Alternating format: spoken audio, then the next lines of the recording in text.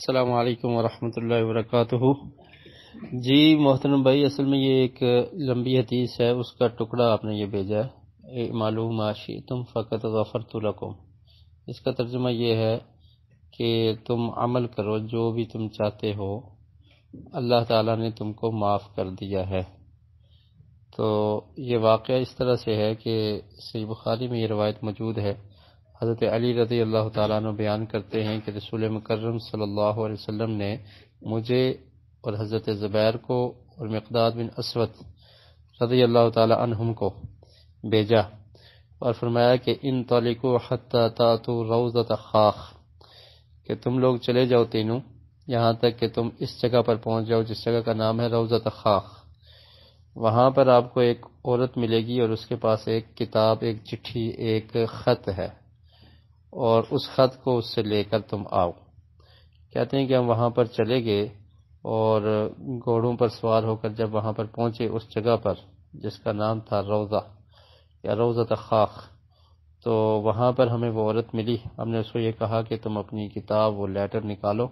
تو اس نے انکار کر دیا، اس نے کہا ہمارے پاس کوئی خط نہیں ہے۔ تو پھر ان نے اس کو بتایا کہ تمہارے پاس خط موجود ہے اور رسول مکرم صلی اللہ علیہ وسلم جھوٹ نہیں بول سکتے، آپ نے یہ فرمایا ہے، تو لہٰذا تم خط دو گی۔ خیر اس نے پھر خط اپنے بالوں کے اندر سے نکالا۔ یہ لمبا واقعہ ہے، عربی میں نے آپ کو لکھ کے بھیجا ہے۔ تو کہتے ہیں کہ اس کے اندر یہ لکھا ہوا تھا کہ یہ حاتم بن ابی بلتہ کی طرف سے ہے مکہ کے مشرکین کے لیے، یعنی حاتم بن ابی بلتہ نے یہ لیٹر بھیجا تھا مکہ میں جو مشرکین تھے ان کو، اور پھر رسول مکرم صلی اللہ علیہ وسلم کے بعض معاملات کی خبر دی تھی، یعنی جنگ کے جو معاملات تھے ان کی خبر اس لیٹر میں لکھی ہوئی تھی کہ مشرکین کے ساتھ یہ سلوک ہوگا یا اس طرح سے مکہ پر حملہ ہوگا۔ تو ایسی کچھ خبر اس خط کے اندر موجود تھی جو حاتم بن ابی بلتہ، یہ صحابی رسول ہیں، ان نے لکھ کر اس عورت کو دیا تھا۔ تو جب اللہ کے رسول صلی اللہ علیہ وسلم کے پاس یہ خط پہنچا تو آپ نے پوچھا حضرت حاتم سے کہ یہ کیا ہے، تو وہ کہنے لگے کہ اے اللہ کے رسول لا تعجل علیہ، آپ جلدی نہ کیجئے، انی کنت امرأ ملصقا فی قریش، کہنے لگے کہ میرا تعلق قریش کے ساتھ ہے اور میں ان کا حلیف تھا، اور میرے جتنے بھی مہاجرین یہاں پر مدینہ میں آئے ہیں ان کے رشتہ دار وہاں پر موجود ہیں، جبکہ میرا وہاں پر کوئی رشتہ دار موجود نہیں ہے۔ تو اس لیے میں نے خیرخواہی کے لیے ان کے ساتھ کچھ تعلق بنانے کے لیے یہ لیٹر لکھا تھا کہ تاکہ وہ خیال کریں، وہاں پر جو میرا مال ہے اس کا خیال کریں، اور میرے دین سے مرتد نہیں ہوا، وَلَمْ أَفْعَلْهُ ارْتِدَادًا عَنْ دِینِی، میں نے دین سے مرتد ہو کر یہ کام نہیں کیا، اور نہ ہی میں کفر کو پسند کرتا ہوں اسلام لانے کے بعد، صرف اس مقصد کے لیے کیا تھا کہ تاکہ ان پر میرا یہ احسان ہو، تو وہ وہاں پر جو میرا مال ہے یا جو میری اولاد ہے، اہل و عیال ہیں، ان کا تھوڑا سا خیال کریں گے۔ تو اللہ کے رسول صلی اللہ علیہ وسلم نے فرمایا کہ اِنَّهُ قَدْ صَدَقَكُمْ، کہ تم نے سچ کہا ہے۔ حضرت عمر رضی اللہ تعالیٰ عنہ کہنے لگے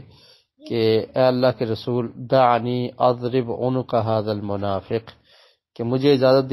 دے دیجئے میں اس منافق کی گردن کو مار دیتا ہوں۔ تو اللہ کے رسول صلی اللہ علیہ وسلم نے فرمایا کہ انہو قد شہد بدرا، عمر آپ ٹھہر جائیں، آپ جانتے نہیں ہیں کہ یہ غزوہ بدر میں شریک ہوئے ہیں۔ حاتم بن ابی بلتہ یہ جو صحابی ہیں ان نے غزوہ بدر میں شرکت کی ہے، اور غزوہ بدر میں جو لوگ شریک تھے ان کے بارے میں اللہ رب العالمین نے قرآن مجید میں بھی فرمایا ہے کہ اللہ تعالیٰ نے ان کی طرف جھانکا ہے، دیکھا ہے، اور پھر فرمایا کہ اعملوا ما شئتم فقد غفرت لکم، کہ اللہ تعالیٰ نے ان کے لیے فرما دیا کہ تم جو چاہو عمل کرو، اللہ تعالیٰ نے تمہیں معاف کر دیا ہے، تو اس لیے ان کو کچھ نہیں کہا جائے گا۔ تو یہ ایک لمبا واقعہ ہے، اور یہ حاتم بن ابی بلتہ رضی اللہ تعالیٰ عنہ غزوہ بدر میں شریک صحابی تھے، اور اس سے ان کی خاص فضیلت بھی ظاہر ہوتی ہے، اور جو حضرات اور جو صحابہ کرام غزوہ بدر میں شرکت جنہوں نے کی ان کی فضیلت بھی ظاہر ہوتی ہے، اور پھر نبی کریم صلی اللہ علیہ وسلم نے ان کی فضیلت کو بیان کیا اور ان کی اس غلطی کو معاف کر دیا۔